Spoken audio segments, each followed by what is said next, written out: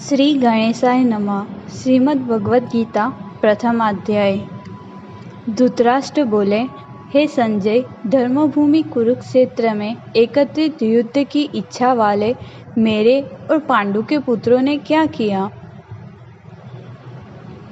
संजय बोले, उस समय राजा दुर्योधन ने विहर्षणयुक्त पांडवों की सेना को देखकर और द्रोणाचार्य के पास जाकर यह वचन कहा, हे आचार्य, आपके बुद्धिमान शिष्य द्रुपद पुत्र धृष्टद्युम्न द्वारा व्यूहाकार खड़ी की हुई पांडु पुत्रों की इस बड़ी भारी सेना को देखिए।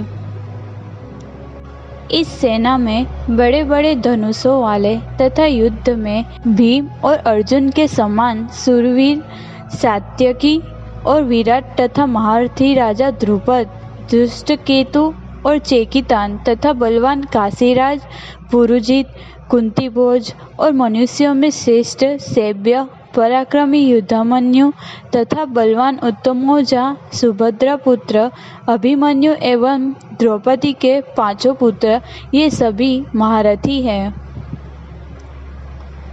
हे ब्राह्मण श्रेष्ठ, अपने पक्ष में भी जो प्रधान है उनको आप समझ लीजिए। आपकी जानकारी के लिए मेरी सेना के जो सेनापति है उनको बतलाता हूँ। आप द्रोणाचार्य और पितामह भीष्म तथा कर्ण और संग्राम विजयी कृपाचार्य तथा वैसे ही अश्वत्थामा, विकर्ण और सोमदत्ता का पुत्र भूरिश्रवा और भी मेरे लिए जीवन की आशा त्याग देने वाले बहुत से शूरवीर, अनेक प्रकार के शस्त्रों से सुसज्जित और सबके सब युद्ध में चतुर है। भीष्म पितामह द्वारा रक्षित हमारी वह सेना सब प्रकार से अजय है और भीम द्वारा रक्षित इन लोगों की यह सेना जीतने में सुगम है। इसलिए सब मोर्चा पर अपनी अपनी जगह स्थित रहते हुए आप लोग सभी निसंदेह भीष्म पितामह की सब ओर से रक्षा करें। कौरवों में वृद्ध बड़े प्रतापी पितामह भीष्म ने उस दुर्योधन के हृदय में हर्ष उत्पन्न करते हुए उच्च स्वर से सिंह की दहाड़ के समान गरज कर शंख बजाया। इसके पश्चात शंख और नगारे तथा ढोल, मृदंग और नरसिंधे आदि बाजे एक साथ ही बज उठे। उनका वह शब्द बड़ा भयंकर हुआ। इसके अनंतर सफेद घोड़ों से युक्त उत्तम रथ में बैठे हुए श्री कृष्ण महाराज और अर्जुन ने भी अलौकिक शंख बजाए। श्री कृष्ण महाराज ने पांचजन्य नामक, अर्जुन ने देवदत्त नामक और भयानक कर्म वाले भीमसेन ने पौंड्र नामक महाशंख बजाया। कुंती पुत्र राजा युधिष्ठिर ने अनंत विजय नामक और नकुल तथा सहदेव ने सुघोष और मणिपुष्प नामक शंख बजाए। श्रेष्ठ धनुष वाले काशीराज और महारथी शिखंडी एवं धृष्टद्युम्न तथा राजा विराट और अजय सात्यकी, राजा द्रुपद एवं द्रौपदी के पांचों पुत्र और बड़ी भुजा वाले सुभद्रा पुत्र अभिमन्यु, इन सभी ने, हे राजन, सब ओर से अलग अलग शंख बजाए। और उस भयानक शब्द ने आकाश और पृथ्वी को भी गुंजाते हुए धृतराष्ट्र के अर्थात आपके पक्ष वालों के हृदय विदीर्ण कर दिए। अर्जुन उवाच, हे राजन, इसके बाद कपिध्वज अर्जुन ने मोर्चा बांधकर डटे हुए धृतराष्ट्र संबंधियों को देखकर उस शस्त्र चलने की तैयारी के समय धनुष उठाकर ऋषिकेश श्री कृष्ण महाराज से यह वचन कहा, हे अच्युत, मेरे रथ को दोनों सेनाओं के बीच में खड़ा कीजिए और जब तक कि मैं युद्ध क्षेत्र में डटे हुए युद्ध के अभिलाषी इन विपक्षी योद्धाओं को भली प्रकार देख लूं कि इस युद्ध रूप व्यापार में मुझे किन किन के साथ युद्ध करना योग्य है, तब तक उसे खड़ा रखिए। दुर्बुद्धि दुर्योधन का युद्ध में हित चाहने वाले जो ये राजा लोग इस सैन्य में आए हैं, इन युद्ध करने वालों को मैं देखूंगा। संजय उवाच। संजय बोले, हे धृतराष्ट्र, अर्जुन द्वारा इस प्रकार कहे हुए महाराज श्री कृष्णचंद्र ने दोनों सेनाओं के बीच में भीष्म और द्रोणाचार्य के सामने तथा संपूर्ण राजाओं के सामने उत्तम रथ को खड़ा करके इस प्रकार कहा कि हे पार्थ, युद्ध के लिए जुटे हुए इन कौरवों को देख। इसके बाद पृथापुत्र अर्जुन ने उन दोनों ही सेनाओं में स्थित ताऊ चाचा को, दादो परदादो को, गुरुओं को, मामाओं को, भाइयों को, पुत्रों को, पौत्रों को तथा मित्रों को, ससुराओं को और सुहृदों को भी देखा। उन उपस्थित संपूर्ण बंधुओं को देखकर वे कुंती पुत्र अर्जुन अत्यंत करुणा से युक्त होकर शोक करते हुए यह वचन बोले।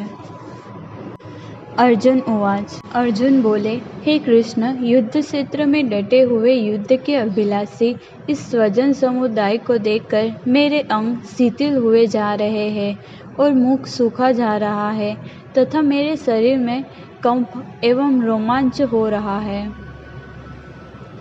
हाथ से गांडीव धनुष गिर रहा है और त्वचा भी बहुत जल रही है तथा मेरा मन भ्रमित सा हो रहा है, इसलिए मैं खड़ा रहने को भी समर्थ नहीं हूँ। हे केशव, मेरे लक्षणों को भी विपरीत ही देख रहा हूँ तथा युद्ध में स्वजन समुदाय को मारकर कल्याण भी नहीं देखता। हे कृष्ण, मैं ना तो विजय चाहता हूँ और न राज्य तथा सुखों की ही। हे गोविंद, हमें ऐसे राज्य से क्या प्रयोजन है अथवा ऐसे भोगों से और जीवन से भी क्या लाभ है। हमें जिनके लिए राज्य, भोग और सुखादि अभिष्ट है, वे ही ये सब धन और जीवन की आशा को त्याग कर युद्ध में खड़े हैं। गुरुजन, ताऊ, चाचा, लड़के और उसी प्रकार दादा, मामा, ससुर, पौत्र, साले तथा और भी संबंधी लोग हैं।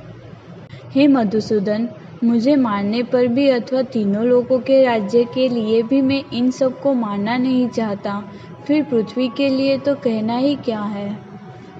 हे जनार्दन, धृतराष्ट्र के पुत्रों को मारकर हमें क्या प्रसन्नता होगी। इन आतताइयों को मारकर तो हमें पाप ही लगेगा। हे माधव, आपने ही बांधव धृतराष्ट्र के पुत्रों को मारने के लिए हम योग्य नहीं हैं, क्योंकि अपने ही कुटुंब को मारकर हम कैसे सुखी होंगे। यद्यपि लोभ से भ्रष्ट चित्त हुए ये लोग कुल के नाश से उत्पन्न दोष को और मित्रों से विरोध करने में पाप को नहीं देखते, तो भी हे जनार्दन, कुल के नाश से उत्पन्न दोष को जानने वाले हम लोगों को इस पाप से हटने के लिए क्यों नहीं विचार करना चाहिए। कुल के नाश से सनातन कुल धर्म नष्ट हो जाते हैं। धर्म के नाश हो जाने पर संपूर्ण कुल में पाप भी बहुत फैल जाता है।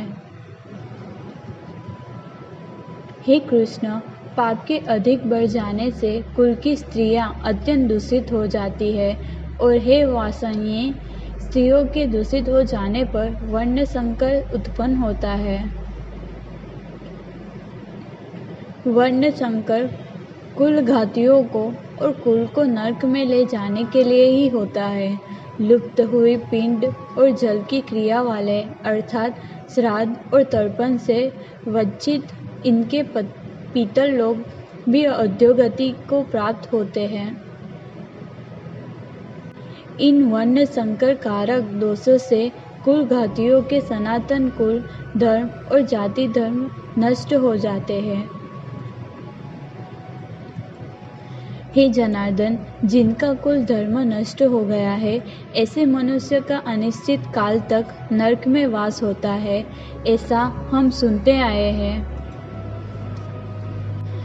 हाँ, शौक हम लोग बुद्धिमान होकर भी महान पाप करने को तैयार हो गए हैं, जो राज्य और सुख के लोभ से स्वजनों को मारने के लिए उद्यत हो गए हैं।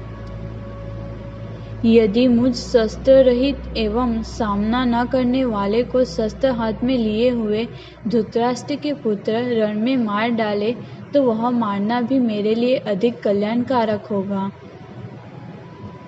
संजय उवाच। संजय बोले, रणभूमि में शोक से उद्विग्न मन वाले अर्जुन इस प्रकार कहकर बाण सहित धनुष को त्याग कर रथ के पिछले भाग में बैठ गए।